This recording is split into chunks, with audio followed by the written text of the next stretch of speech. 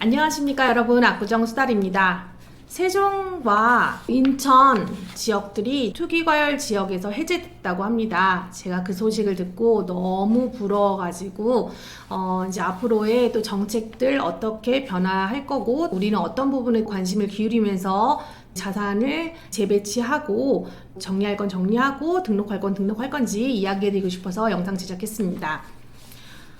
투기과열 지역에서 지금 지구에서 해제됐다고 하는데 인천 같은 경우에 가격 폭락이 굉장히 크죠. 지금 송도도 그렇고 그 정도로 가격 하락이 큰 점을 감안을 해가지고 투기과열 지역에서 지구에서 인천, 서남동, 연수구 등을 해제시켰습니다. 그리고 경기 지역은 접경 지역 등 외곽 소재 조정 대상 지역 일부를 해제키로 결정했다고 하네요. 안성, 평택, 동두천, 양주, 파주 등을 조정 대상 지역에서 해제하였습니다. 그리고 부동산 가격 안정 심의위원회 결과 세종특별자치시에 대해서 주택 투기 지역 지정 사유 충족 여부를 심의해서 투기 지역에서 해제했다고 하네요. 다만 이게 투기 지역에서만 해제를 한 거지 조정 대상 지역 지정은 유지됨에 따라서 주택 투기 지역이 해제되더라도 향후 주택 가격 상승 등 불안 양상이 나타날 우려가 낮다는 점에서 종합적으로 감안해가지고 투기 과열 지역의 지구에서 해제했다고 하네요. 이게 왜 중요하냐? 투기과열 지구랑 뭐 조정 대상 지역 뭐 이렇게 나누잖아요. 근데 이거 뭐 때문에 그런지 관심이 없는 분들은 뭐 때문에 저런 걸 따지고 해제를 했다 그러고 난리를 치고 할까 궁금하실 텐데 이유가 뭐냐?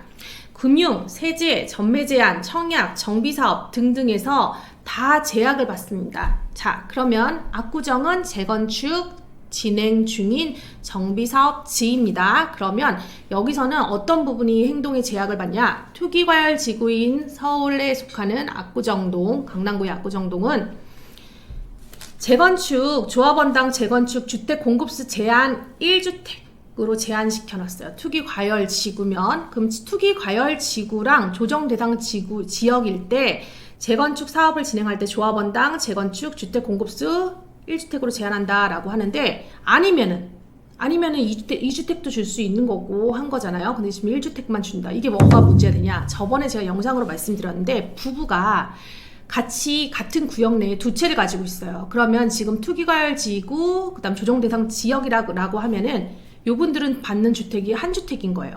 그래서 두 주택을 갖고 있어서 나는 이거 두 채니까 한 채를 팔아버리자라고 해서 남편분의 명의 거를 팔았어요. 그럼 매수자가 새 아파트를 받아야 되는데 상식상으로는 새 아파트를 받아야 되는데 구축일 땐 분명히 각각 나눠져서 두 채였지만 신축으로 받을 때는 아내 거랑 남편 거를 합해가지고 면적을 합산한 다음에 거기 부분에 대한 감정평가액을 추출해서 한 채를 받는 거예요. 그러면 매수자 입장에서는 난 남편 거를 샀는데 결과적으로는 아내랑 공유하는 공유 지분으로 갖게 돼버리니까 되게 황당해질 수밖에 없는 상황이죠.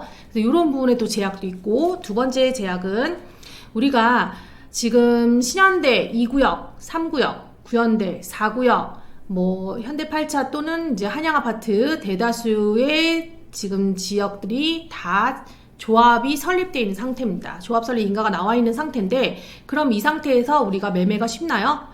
아니죠. 다주택자들 매매할 수 없는 조건에 있는 분들은 지금 매물이 잠겨들어서 팔고 싶어도 팔 수 없는 그런 상황입니다. 그러면 그 외에 조합원 지위 승계가 가능한 분들, 뭐 10년 보유 5년 거주, 그 다음에 원 조합원에 한해서 1주택자에 한해서 이제 매도 가능, 플러스 뭐 상속, 이혼, 아니면 기타 사유에 의한 예외 사유를 제외한 나머지 분들은 팔고 싶어도 팔 수가 없어요. 왜냐하면 투기 과열 지구이기 때문에.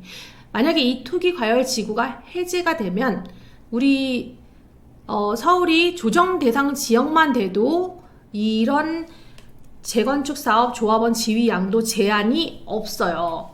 재건축 사업일 때는 조합 설립 인가 후부터 소유권 이전 등기 시까지 지위 양도 제한이 걸려져 있는 상태입니다. 그래서 이런 부분을 보니까 우리가 요번에 이렇게 투기과열 지구가 풀려버렸으면은 그러면 어떠겠어요? 압구정에 계신 분들도 편안하게 다주택자도 매물을 내놓을 수 있고 또 이렇게 이동하실 수 있는데 근데 그런 부분에서 지금 제약이 많으니까 마냥 부럽네요. 세종하고 뭐 인천하고 물론 떨어져서 풀린 거라서 속상하긴 하지만 전반적으로 다 풀어줬으면 좋겠다라는 아쉬움이 있습니다.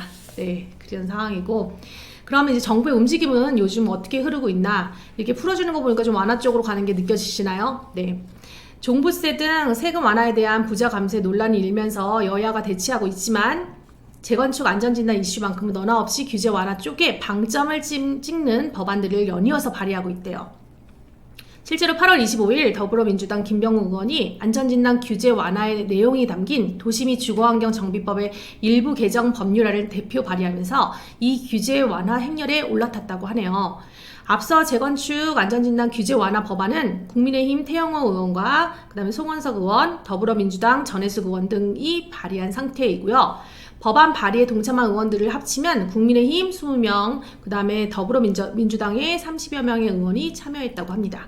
한마디로 서울에 지금 새롭게 공급을 늘리기 위해서는 새로운 아파트를 지을 만한 택지가 없는 상황에서 재건축, 재개발 밖에 없는데 문제는 방금 제가 투기과열 지구 설명드리면서도 살짝 말씀드렸다시피 이런 식의 규제들이 굉장히 많아요. 근데 그 중에서 또 하나의 대표적인 재건축, 재개발의 규제인 안전진단 규제를 완화를 해서라도 어떻게 해서든지 빨리빨리 진행해서 서울의 공급을 늘려보겠다라는 거는 정부와 여당과 야당이 모두 한 목소리를 내고 있다고 하니까 아주 좋은 소식이 아닌가라는 생각을 하게 되고 자 그러면 이렇게 해서 부동산 시장의 흐름과 투자의 방향성 한번 보겠습니다.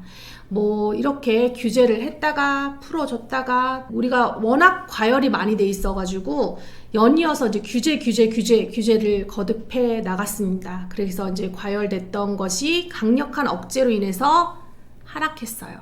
조금 하락했죠. 그래서 지금 외곽부터 하락하고 있어서 다시 규제를 좀 일부 완화시켜주고 있습니다. 완화시켜주다 보면은 어느 순간 침체되겠죠. 침체되고 있다가 또 이제 부양시키려고 또 부양 정책이 막 나올 거예요. 그럼 다시 이제 상승하기 시작하겠죠.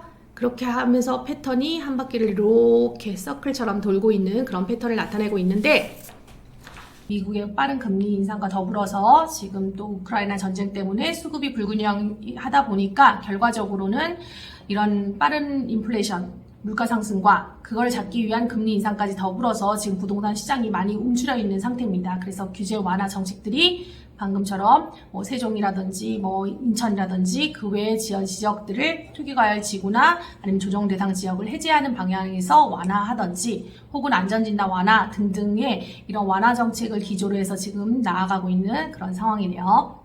그럼 우리가 주목을 해야 되는 부분은 어떤 부분이냐? 정부의 부동산 완화 정책에 주목하라. 자, 완화를 해요. 풀어줄 때 잘 활용을 해야겠죠. 아파트를 사시는 분들이 가장 많은 부분에서 관심 있는 부분 첫 번째 취득세, 그 다음 파시는 분들은 양도세, 그리고 나서 대출 세 가지인데 앞으로 어떻게 변하는지 보겠습니다. 일단 취득세는요. 연말까지는 세율 적용 구간을 단순화시킨다고 합니다. 그리고 생애 최초 주택 구매자는 취득세를 감면을 해준대요. 생애 최초 주택 매수해야겠다라고 하시는 분들은 취득세 감면을 해주신다고 하니까 그 부분 꼭 활용하시기 바랍니다. 내년 상반기까지는 다주택자 중과세 폐지 및 세율 조정을 한다고 그러고 국제 기준에 맞게 단순화시킨다고 합니다. 내년 상반기까지 이게 꼭 가능했으면 좋겠네요. 추진 전략이 지금 첫 번째는 시행령 등 정부 내부 조치로 개선 가능한 사항을 올 9월 말까지 개선 추진한다고 하고요. 정책을 이제 내셨을 때 먼저 공약을 내셨고 그거에 대해서 이뤄주시려고 노력을 하시니까 대통령의 권한으로 시행할 수 있는 시행령에 있는 일들을 9월 말까지 먼저 개선 추진하시고 그 다음에 2단계로 법 개정이 필요하면 야당의 협의가 용이한 사항을 올해 말까지 이제 개선 추진한 다음에 3단계로 야당 협조가 좀 힘들겠다라고 하는 부분들은 국민 여론을 반영해서 내년 상반기까지 개선해서 추진하겠다라는 게 계획이라고 합니다. 지금 다주택자 양도세 중과는 풀렸지만 다주택자 취득세 중과는 아직까지도 풀리지 않은 상태이기 때문에 유예되지 않는 상황이라서 그래서 또 이렇게 팔려는 매물은 맞고 살려고 하는 분들 입장에서는 아직 많이 움직이기가 힘든 그런 분위기 때문에 전반적으로 또 하락한다라는 하락 요인으로 하나 꼽거든요. 내년 상반기에 꼭 취득세 중과가 좀 풀렸으면 좋겠어요. 그리고 두 번째, 자 이제 파시는 분들이 관심 있는 양도소득세 장기 등록 임대사업자의 장기 보유 공제율도 상향되었다고 합니다. 내년 상반기까지 지금 이미 시행하고 있는 거죠. 다주택자 양도세 중과를 완화하고 있고요. 그건 내년 상반기 5월 9일까지 그 다음에 등록 임대사업자 완화를 추진하려고 합니다. 그 다음에 국제 기준에 맞게 단순화시키려고 하고요. 워낙 복잡하니까 세무사도 포기한 양도세 계산. 네. 그래서 좀 단순하게 시키신다고 하니까 그것도 좀 기대가 되고요. 그 다음에 등록임대사업자 완화시키면은 이 부분을 주목하십시오. 등록임대사업자를 완화시켰을 때 다주택자다. 난주택수가 많은데 꼭 가지고 가고 싶다. 쭉 가지고 가고 싶은데 장기로 보고 있다라고 하는 그런 주택들은요. 정책이 완화됐을 때 등록을 시키세요. 종합부동산세와 재산세에 대한 보유세 부담을 줄일 수 있습니다. 압구정동도 완화됐을 때 이미 주택임대사업자를 등록해 놓으신 분들이 아주 많습니다. 렌트홈 들어가셔서 압구정동 클릭하셔가지고 이미 이런 정책 부분을 잘 알고 활용하신 분들이 굉장히 많거든요. 지금 현재로는 아파트도 지금 주택임대사업자 등록이 안 돼 있고 할 수가 없는 상황으로 바뀌었어요. 그리고 장기밖에 없고 단기는 다 없어진 상태인데 지금 완화 정책으로 갔을 때는 다시 예전에 박근혜 전 대통령 시절 때 그때 조건으로 돌아간다는 기대 하에서 보면은 사실 조건이 꽤 좋거든요. 그래서 조건이 좋을 때 이렇게 완화 정책을 펼칠 때 주목하셨다가 그 정책을 활용하시는 것도 하나의 방법이라고 생각이 듭니다. 그 다음 세 번째, 자 수요자의 대출 규제, 대출 좀 풀어주세요. 대출은 언제 풀리나요? 연말까지는 신혼부부, 청년, 정부 보증으로 LTV 상향해서 지역 무관하게 70%까지 단일화시킨다고 합니다. 그리고 다주택자 대출을 허용을 해준다고 합니다. 등록임대사업자 대출 규제 차등 적용을 한다고 하니까 이런 다주택자이신 분들도 내년 상반기까지 우리 기대를 좀 해보면서 좀 규제를 완화해줘서 대출을 허용해주고 또 유동성이 좀 풀리고 하다 더 나은 분위기가 되지 않을까라는 희망을 가져보면서 이런 정책들을 잘 활용하셔서 또 자산을 잘 관리하셨으면 좋겠습니다. 또 다음 시간에 좋은 정보로 찾아뵙겠습니다. 감사합니다.